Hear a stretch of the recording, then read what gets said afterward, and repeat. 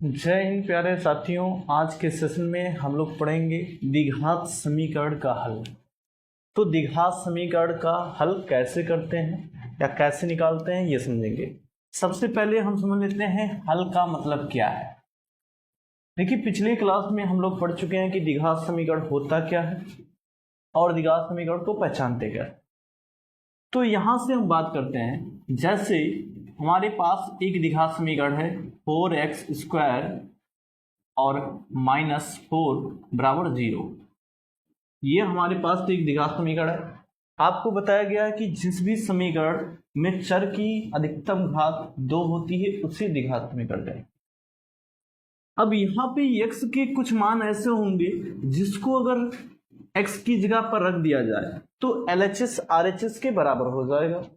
जैसे हम यहाँ पर अगर बात करें x बराबर 1 रख दिया जाए तो ये हो जाएगा -4 बराबर 0। 4 यहां से हो जाएगा -4 बराबर 0। तो x के किस मान पे ये 0 हुआ? तो x के मान 1 पर ये 0 हुआ। ठीक है, पुनः हम क्या कर सकते हैं, x की जगह -1 भी रख सकते हैं। तो -1 रखिए और फिर चेक कीजिए तो ये हो जाएगा 4 -1 का स्क्वायर कितना हो जाएगा +1 और -4 बराबर 0। तो 4 1 के 4 -4 बराबर 0। यहाँ पे हम देख रहे हैं कि x का मान -1 और +1 रखने पर LHS RHS के बराबर हो जाता है। तो यही समीकरण का हल है, यानी समीकरण में उपस्थित चर का ऐसा मान जिसको उस समीकरण में रखने पर समीकरण के LHS RHS के बराबर हो जाते हैं, समीकरण का हल कहलाता है। बात क्लियर? यहाँ पे x के दो मान है 1 और -1, जिस पर इस समीकरण का LHS RHS के बराबर हो जाएगा। तो यहाँ पे 1 और -1 समीकरण का हल है। समीकरण का हल का मतलब उस समीकरण में उपस्थित चर का मान। बात क्लियर? तो ये हो गया समीकरण का हल। समीकरण को हल करने की 3 विधियां हैं। कितनी विधियां हैं? 3 विधियां हैं। चलिए समझते हैं वो कौन कौन सी विधियां हैं। देखिए, यहां से इसको तीन तरीके से हल किया जा सकता है। तो पहला तरीका क्या है? पहला तरीका है गुणनखंड विधि। गुणनखंड विधि, गुणनखंड विधि। दूसरा जो तरीका है वो है श्रीधराचार्य विधि या सूत्र विधि। सूत्र विधि या श्रीधराचार्य विधि। श्रीधराचार्य विधि। श्रीधराचार्य एक गणितज्ञ थे। इन्होंने एक सूत्र को बनाया था जिससे हम किसी भी द्विघात समीकरण को हल कर सकते हैं। तो इसलिए उनके नाम पे ही इस सूत्र का नाम श्रीधराचार्य सूत्र या श्रीधराचार्य विधि कहते हैं। ठीक है, तो चलिए आगे समझते हैं। तीसरा जो हमारा तरीका है वो ये है पूर्ण वर्ग बनाकर। पूर्ण वर्ग बनाकर, पूर्ण वर्ग बनाकर या पूर्ण वर्ग विधि कह सकते हैं। ये 3 विधियां हैं द्विघात समीकरण को हल करने की। ठीक है, तो हम क्या करेंगे, एक एक विधि को समझेंगे, उसके बाद फिर एक्सरसाइज के क्वेश्चन को सॉल्व करेंगे। तो चलिए समझते हैं पहला विधि गुणनखंड विधि। हेडिंग डाल लेते हैं गुणनखंड विधि।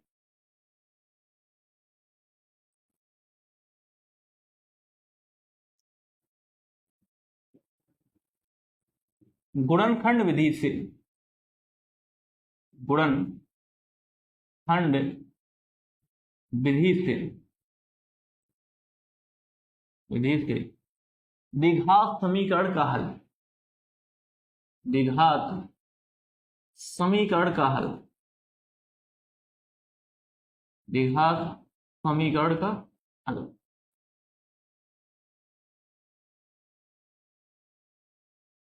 ठीक, तो पहले हम गुणनखंड विधि से समझेंगे कि द्विघात समीकरण को कैसे हल करते हैं।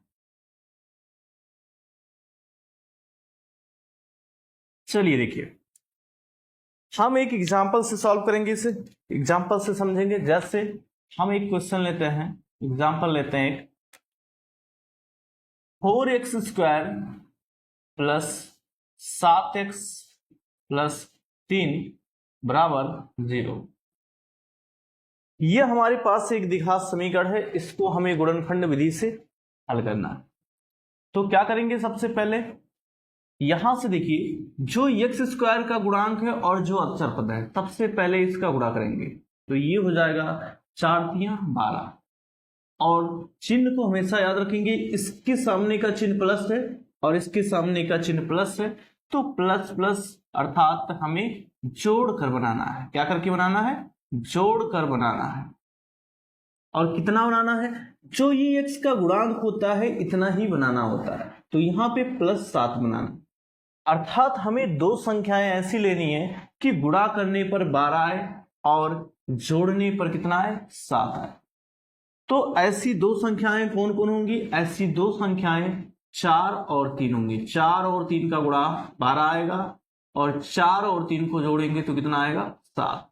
ठीक है, अब यहां से क्या करेंगे, अर्थात 7x की जगह पे 4x और प्लस 3x और पीछे +3 और आगे जो था उसको आगे लिख देंगे और ये हो जाएगा बराबर 0। ठीक है, यहां पर हमारे पास 4 पद बन चुके हैं, 1 2 3 4। दो पदों को एक साथ करेंगे और कॉमन लेंगे तो इन दोनों पदों में क्या कॉमन है, 4x कॉमन है। तो 4x कॉमन करिए तो यहां बचेगा x प्लस और यहां बचेगा 1। यहां पर +3 कॉमन कर लीजिए तो +3 x प्लस 1 बराबर 0। यहां पे देखिए दो पद बचे हैं, एक पद ये हो गया और दूसरा पद ये हो गया। अब यहां से इन दोनों पदों में x + 1 कॉमन हो रहा तो x + 1 बाहर करिए। जब यहां से x + 1 बाहर निकलेगा तो बचेगा 4x और यहां पर बचेगा +3 और ये हो जाएगा बराबर 0। ठीक है, देखिए यहां पे एक संख्या ये है और दूसरी संख्या ये, दो संख्याओं का गुणनफल 0 तभी हो सकता है जब उन दोनों संख्याओं में से कोई एक संख्या 0 होगी। अब हम ये नहीं कह सकते कि कौन सी संख्या 0 है, तो हम दोनों संख्याओं को बारी बारी से 0 के बराबर करेंगे। तो यहां लिखेंगे जब x + 1 बराबर 0 तो यहां से इंप्लाइड दैट x बराबर -1, और जब 4x + 3 बराबर 0 तो यहां से हो जाएगा x बराबर -3/4। तो ये x के दो मान हो गए और यही द्विघात समीकरण का हल है। ठीक है, यही द्विघात समीकरण का हल है और इस प्रकार हम गुणनखंड विधि से किसी भी द्विघात समीकरण का हल ज्ञात कर सकते हैं।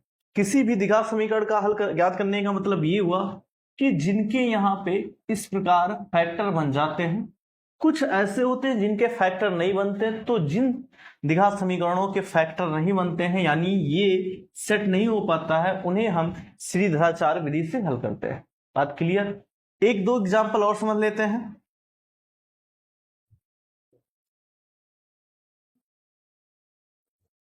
एक और एग्जाम्पल को देखते हैं यहां पर। तो सबसे पहले x² की गुणांक, यहां पे x² का गुणांक 1 है और यहां 20 है, इसका गुणा करेंगे तो ये हो जाएगा 20 × 1 और बराबर हो जाएगा 20। यहां पे चिन्हों की बात करें, यहां पे माइनस है, यहां पे प्लस छिपा है, तो माइनस प्लस का मतलब होगा कि घटा के बनाना है। क्या करके बनाना है? घटा के बनाना है। ठीक है, यानी घटाना करके। तो ऐसी दो संख्याएं लेना है कि गुणा करने पर 20 आए और घटाने पर यहां कितना छिपा है, -1 आए। तो घटाने पर -1 आए, तो वो दो संख्याएं कौन होंगी? वो दो संख्याएं होंगी 5 × 4। 5 और 4 का गुणा करेंगे तो 20 आएगा और 5 से 4 घटाएंगे, ठीक है, तो 1 आएगा। ठीक है, बात क्लियर? तो यहां लिख देते हैं, ये हो जाएगा x² - 5x + 4x - 20 बराबर 0। यहां पर 4 पद हो गए हैं, दो पदों को एक साथ लेंगे, इन दोनों को एक साथ, इन दोनों को एक साथ, इन दोनों में x कॉमन कर लीजिए, तो x कॉमन करेंगे तो x -5, यहां पर +4 कॉमन करेंगे तो x -5 बराबर 0। यहां पर दो पद हो गए, एक पद ये और दूसरा पद ये। इन दोनों पदों में x -5 कॉमन है तो x -5 कॉमन कर दीजिए, और यहां से जब x -5 निकला तो x बचा और +4 बराबर 0। ठीक है, अब फिर वही बात, दो संख्याओं का गुणनफल 0 है तो इनमें से कोई एक संख्या 0 के बराबर होगी। अब वो कौन सी संख्या है हमें ये नहीं पता, तो हम दोनों को बारी बारी से 0 के बराबर करेंगे। तो यहां लिखेंगे जब x -5 बराबर 0 तो इंप्लाई दैट x बराबर कितना हो जाएगा 5, और जब x बराबर x +4 बराबर 0 तो यहां से x बराबर हो जाएगा -4। तो इस प्रकार x के दो मान निकल चुके हैं और यही समीकरण का हल है, समीकरण का हल। ठीक है, तो इस प्रकार गुणनखंड विधि से हम समीकरण का हल निकाल सकते हैं।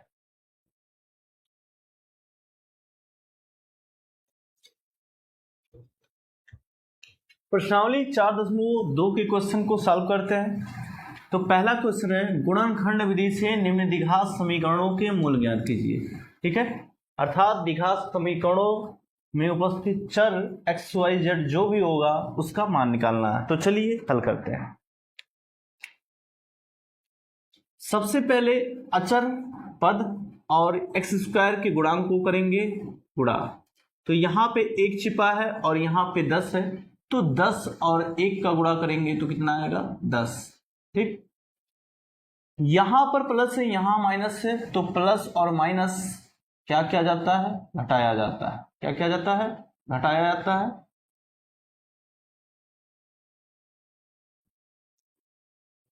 और हमें घटा के कितना लाना है, -3। तो ऐसी दो संख्याएं लेना है कि गुणा करने पर 10 आए और घटाने पर -3 आए, यानी 3 आए। तो देखिए 5 2 का गुणा होगा तो ये 10 आएगा, और 5 से 2 अगर घटा दिया जाएगा तो कितना आ जाएगा, 3 आ जाएगा। ठीक है, तो यहां पे कितना आएगा, 3 आएगा, यानी वो दोनों संख्याएं 5x और 2x होंगी। x, तो यहां से x² -5x + 2x। एक बात यहां समझना है कि कौन से पद का चिन्ह माइनस रखना है, कौन से पद का चिन्ह प्लस रखना है। तो हम ये देखेंगे कि यहां पे जो पद दिया गया है उसका चिन्ह क्या है, माइनस। तो हमेशा बड़ी वाली संख्या माइनस में रहेगी। अगर यहां पर प्लस होता तो बड़ी वाली संख्या प्लस में होगी, यानी ये माइनस में हो गई और ये प्लस में हो गई। ठीक है, अब यहां से बराबर 0 करते हैं। तो और एक मिनट, ये मिस हो गया, ये -10 बराबर 0। दो पदों को एक साथ लेंगे, तो यहां से दो पदों को एक साथ लीजिए तो ये हो जाएगा, और यहां पर हो जाएगा 2x - 10 बराबर 0। अब इन दोनों में x कॉमन है तो x कॉमन कर दीजिए, ये हो जाएगा x -5, और यहां पे +2 कॉमन है तो x -5 बराबर 0। यहां पे देखिए एक पद ये बना, एक पद ये और दूसरा पद ये। इन दोनों में x -5 कॉमन है तो x -5 कॉमन करेंगे। जब यहां से x -5 निकला तो यहां बचा x, तो दूसरे ब्रैकेट में x, और यहां बचेगा +2, और ये हो जाएगा बराबर 0। ठीक, अब यहां पर दो संख्याओं का गुणनफल 0 है, इनको बारी बारी से 0 के बराबर करेंगे। रीजन आपको बताया जा चुका है। जब x -5 बराबर 0 तो इंप्लाई दैट x बराबर कितना हो जाएगा, 5। एक हल तो ये हुआ, और दूसरा जब x +2 बराबर 0 तो यहां से x बराबर कितना आएगा, -2। तो यहां इस समीकरण के दो हल हैं, कौन, 5 और -2, 5 और -2। तो एक हल ये हुआ और दूसरा हल ये हुआ। ठीक है,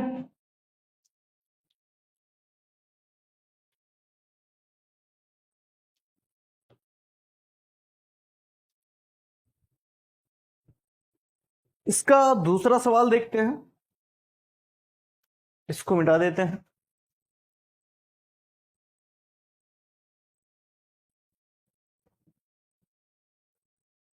तो दूसरा सवाल क्या है, 2x² प्लस x माइनस 6 बराबर 0। इसको सॉल्व करते हैं।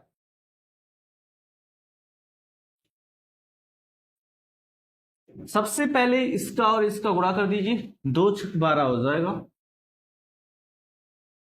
और यहां पे देखिए माइनस और प्लस तो घटा के बनाना है। यहां कितना लाना है, 1, तो यहां पे घटा के बनाना, हम लिख देते हैं घटाकर। 1 लाना है तो ऐसी दो संख्याएं लेना है कि गुणा करने पर 12 आए और घटाने पर 1 आए। तो वो दोनों संख्याएं कौन है, 4 और 3 का गुणा हो जाएगा 12, 4 और 3 से घटाया जाएगा तो 1 को। ठीक है, तो यहां से हम क्या रखेंगे, प्लस 4x और माइनस 3x और माइनस 6, और यहां आगे जो है इसको रख देंगे बराबर 0। आपको बताया गया है कि अगर एक का चिन्ह प्लस है और एक का माइनस है, तो यहां पर कौन सा चिन्ह है, वो चिन्ह बड़ी वाली संख्या का लिखा जाएगा। अगर यहां प्लस है तो बड़ी वाली संख्या प्लस में रहेगी, अगर यहां माइनस होता तो बड़ी वाली संख्या माइनस में होती। बात क्लियर। इन दोनों पदों को एक साथ रख दीजिए, 2x प्लस 4x, और यहां माइनस कॉमन कर लीजिए तो ये हो जाएगा 3x और प्लस 6 बराबर 0। इन दोनों में 2x कॉमन करिए, तो 2x कॉमन करेंगे तो बचेगा x प्लस 2, और यहां माइनस 3 कॉमन करिए तो x प्लस 2 बराबर 0।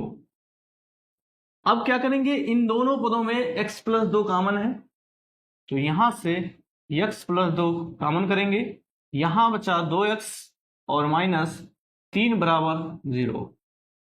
एक बार इसको 0 के बराबर करेंगे, तो जब x प्लस 2 बराबर 0, तो यहां से आ गया x बराबर माइनस 2, और पुनः जब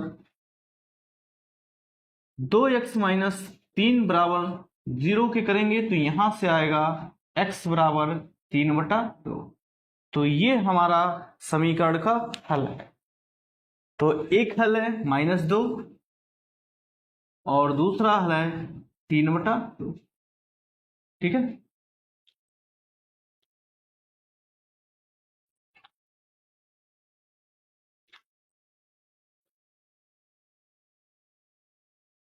चलिए अगले पार्ट को देखते हैं, थर्ड पार्ट। यहां पे सबसे पहले इसका गुणा कर दीजिए, तो √2 और 5√2 का गुणा होगा, तो ये हो जाएगा, देखिए ये √2 का गुणा होगा 2 हो जाएगा, और 5 का गुणा होगा 2 से तो 10 आएगा। यहां प्लस यहां प्लस, तो हमें जोड़ के बनाना है। क्या करके बनाना है, जोड़ के बनाना है। यहां लिख देते हैं कि जोड़ कर बनाना है, जोड़कर बनाना है। और जोड़कर कितना लाना है, 7। जोड़कर लाना कितना है, 7 लाना है। तो ऐसी दो संख्याएं लीजिए कि गुणा करने पर 10 आए और जोड़ने पर 7 आए।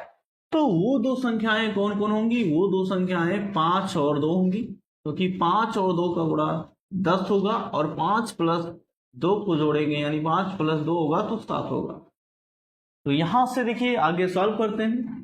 ये हो जाएगा √2x² plus 2x plus 5x plus 5√2 बराबर 0। ठीक है, इन दोनों को एक साथ कर लेते हैं, √2x², और इस 2 को हम लिख सकते हैं √2 इंटू √2x, और यहां पर प्लस 5x प्लस 5√2, और ये हो जाएगा बराबर 0। ठीक है, इन दोनों में √2x कॉमन कर लीजिए, तो √2x कॉमन करेंगे तो यहां पर बचेगा x प्लस √2, और यहां पर +5 कॉमन करेंगे तो x + √2 बराबर 0। यहां पे एक पद ये है और दूसरा पद ये है, इन दोनों पदों में x + √2 कॉमन है तो x + √2 कॉमन कर दीजिए। जब यहां से x + √2 निकलेगा तो यहां बचेगा √2x और प्लस यहां पर बचेगा 5 और बराबर 0।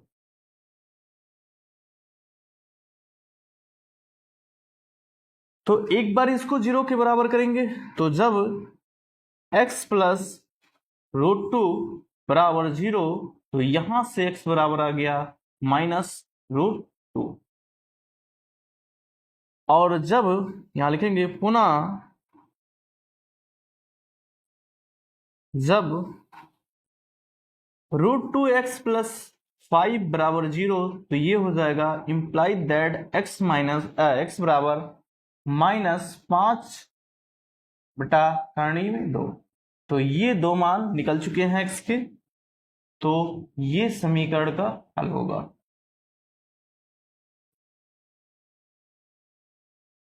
ठीक, अगले सवाल को सॉल्व करते हैं, इसको मिटा देते हैं।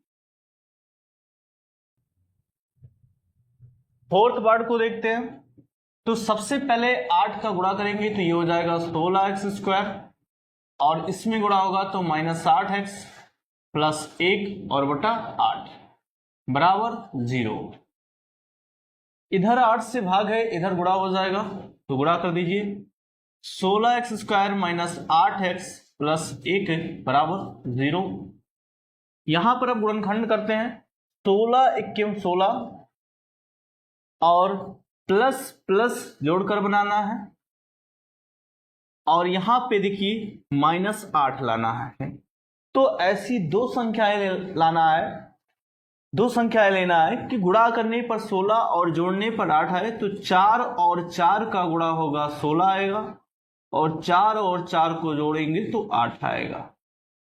तो यहां पर हम लिख सकते हैं 16x² - 4x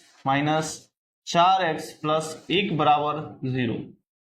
इन दोनों में 4x कॉमन हो जाएगा तो 4x कॉमन करेंगे तो ये होगा 4x - 1 और यहां -1 कॉमन करेंगे तो 4x - 1 बराबर 0। इन दोनों में 4x माइनस कॉमन है तो 4x - 1 बाहर कर दीजिए। यहां पर बचेगा 4x और -1 बराबर 0। दोनों को बारी बारी से 0 के बराबर कर दीजिए। तो जब 4x - 1 बराबर 0 तो यहां से x बराबर हो जाएगा 1/4 और पुनः जब 4x - 1 बराबर 0 तो x बराबर हो जाएगा 1/4। यह समीकरण का हल है। ठीक है, तो x बराबर 1/4 और x बराबर 1/4।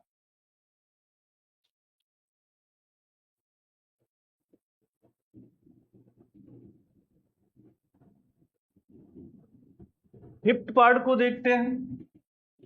तो यहां पे सबसे पहले 100 का 1 से गुणा होगा, कितना आ जाएगा 100 आ जाएगा।